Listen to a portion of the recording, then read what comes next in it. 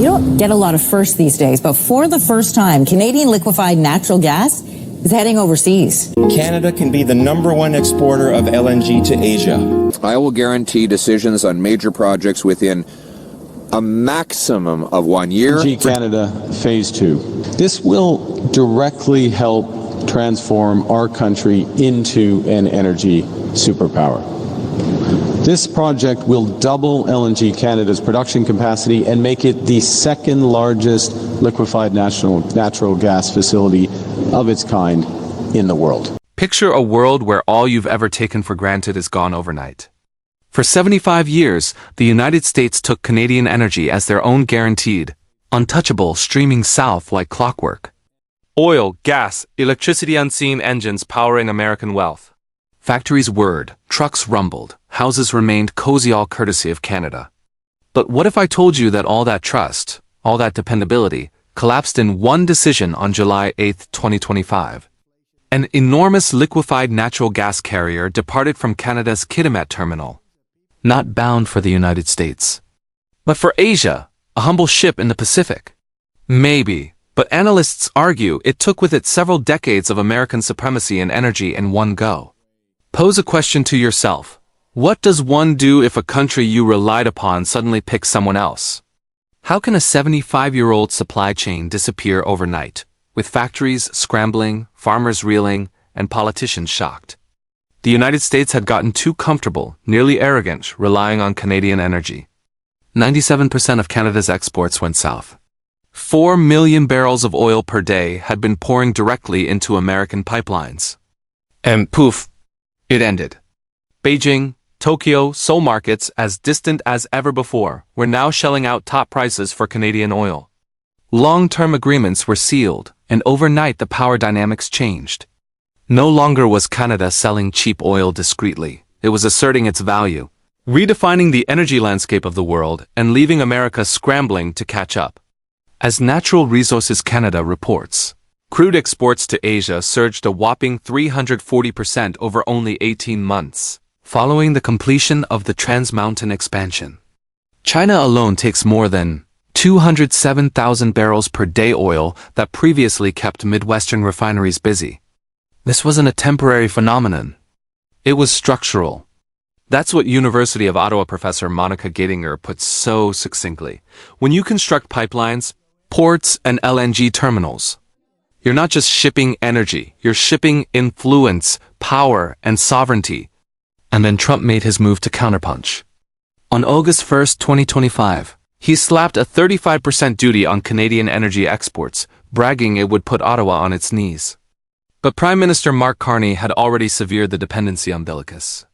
With an $18 billion LNG terminal virtually finished in Kitimat, Canada opened up a direct lifeline to Asia. Each tanker ship departing Kitimat contains enough energy to fuel a mid-sized American city for a week. For American companies, the jolt was sudden. Steve Howren, who operates a small plastics plant in Ohio, said, "Our supply chain is based on Canadian natural gas. Prices have risen 30% in 2 months. We can't absorb that. If tariffs don't change, layoffs are inevitable before Christmas." If this tale is blowing your mind and you'd like to remain ahead of all the shocking turns in Canadian politics and international energy, subscribe, turn notifications on, and leave your thoughts in the comments below. Don't miss an update. We're delivering the news no one else is willing to tell. The effect spread throughout the United States. For 3 generations, inexpensive Canadian fuel had been an unseen subsidy, lower shipping prices, cheaper fertilizer bills, even cheaper grocery tabs. Now it disappeared overnight. Truckers like Anthony Collins in Michigan are shelling out more than $900 a week in diesel. From $700, small businesses cling to life. And Midwest refineries designed for Alberta's heavy crude are confronting enormous expense to adapt. Like making a diesel truck go on jet fuel, you can do it, but not without enormous expense, and Americans are already paying the price. Robert McCann, a former White House energy advisor, distilled it. Gas prices reached $5.43 per gallon during mid-September, 22% higher than in July. Heavy crude inventories fell to their lowest points in 14 years. Asian LNG spot prices gained 40%. Ottawa was fully in the seller's market game now. Meanwhile, Canadians cheered quietly but with pride. Retired Edmonton pipeline worker Alan McBride stated, "We sold cheap for years to Americans as they mocked us. Now we get paid more by Asia and we finally receive our value." Prime Minister Carney was cool, calculated, and assured. No threats, no fire and brimstone, just a systematic measured plan done to perfection. Kitimat's LNG terminal has the capacity to export 14 million tons a year under Phase 1, with expansion to double capacity planned. By 2030, Canada may catch up with Qatar and Australia to be an energy superpower of the world. Geography is in Canada's favor. A tanker arrives in Tokyo in 10 days from British Columbia, as opposed to 21 days from the Gulf of Mexico. And these aren't spot deals, they are take-or-pay 20-year deals with Japan, South Korea, and China, deals designed to outlive elections, tariffs, and political soap opera. Canada is not America's bargain bin energy supplier anymore. It is a global energy superpower selecting partners who cherish reliability, stability, and fairness. For 75 years, America made the rules. Today, Canada does, and the world is noticing. Imagine waking up one day to find that all you relied on for decades has changed overnight. For the American Midwest, such a morning arrived quickly. Canadian energy, which quietly fueled factories, trucks, and homes for generations, now streams to Asia. Fertilizer prices skyrocketed. Diesel prices shot up, and small businesses struggle to remain in business. The unseen lifeline that Canadians once afforded is lost, and the irony is savage. Protectionist tariffs intended to shield American workers are now strangling them. Ohio Plastics factory owner Steve Howran puts it in plain terms. "Our supply chain is based on Canadian natural gas. Now prices have increased 30% in 2 months. If this keeps up, layoffs are a certainty before Christmas." This isn't simply numbers on a spreadsheet, these are communities, livelihoods, and families teetering in the balance. The ripple effects are far-reaching and vast.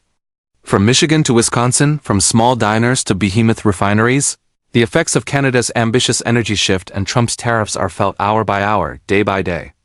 At the same time, Donald Trump, never one to back down, doubled down on his account.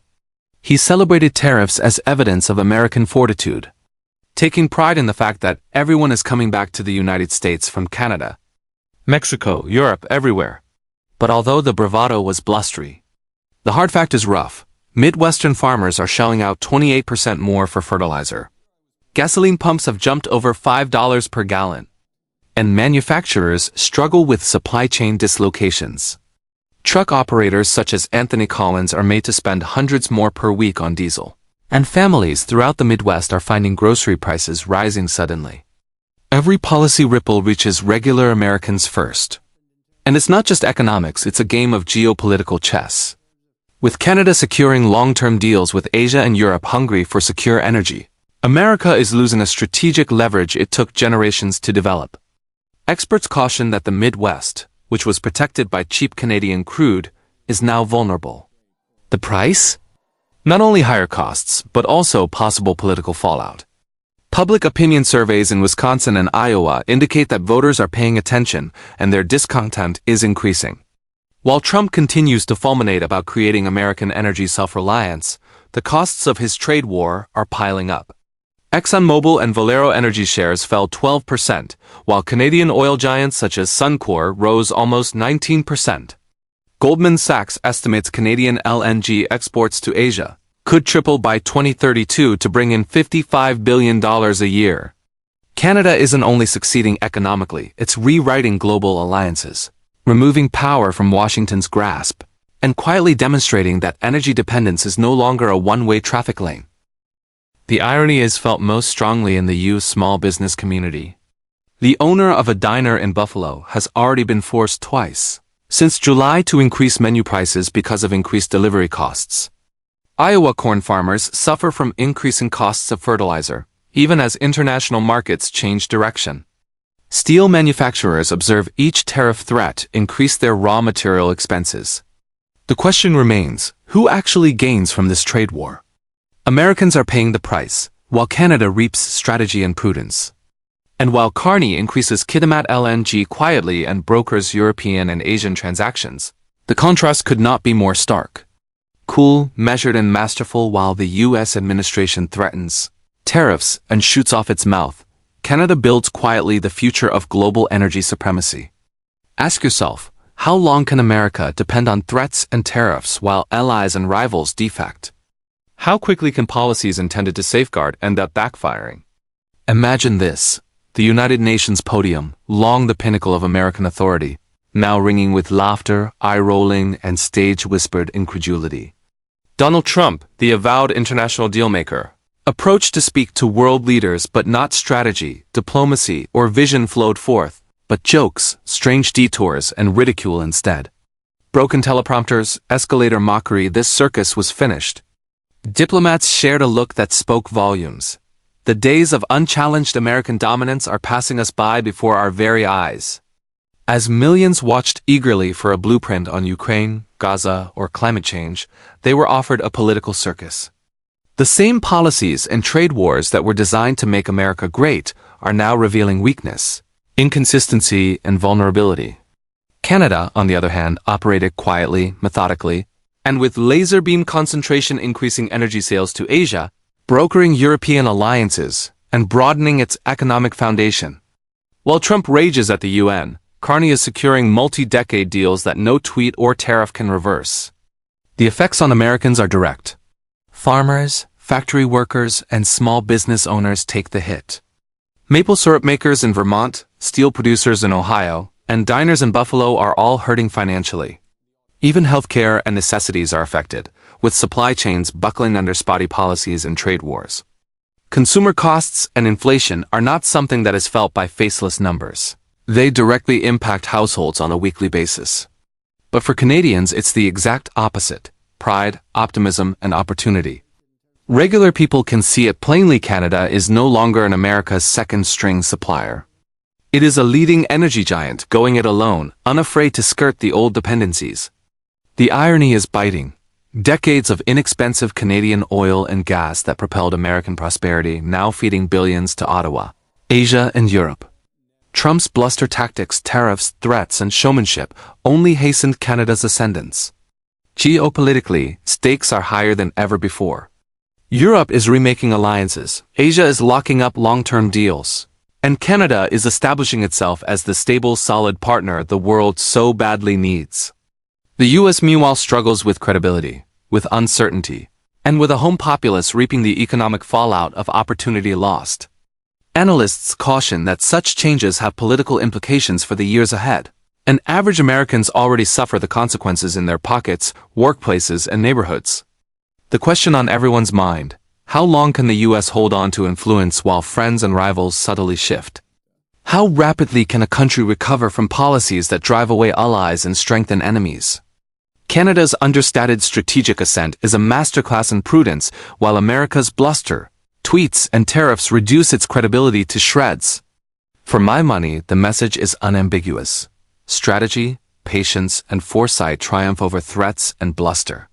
Canada has demonstrated that diligent planning, investment in infrastructure, and thinking globally not just safeguard a country but propel it to world power. As for America, meanwhile, its short-term violence, media spectacle, and mistaken policies might have forever altered its impact on the global stage. So here's what I need you to do, viewers. If you felt as shocked and intrigued by this story as I was, click that subscribe button, smash the like, and leave your comments in the space below. Share this video with friends who need to see how geopolitics and trade wars are shaping our world right now. Stay tuned to Canada Vault for daily updates, breaking news, and deep dives into how Canada is quietly reshaping global power. The tankers are sailing, the contracts are locked, and the old order is gone, and we'll be here to report every twist and turn.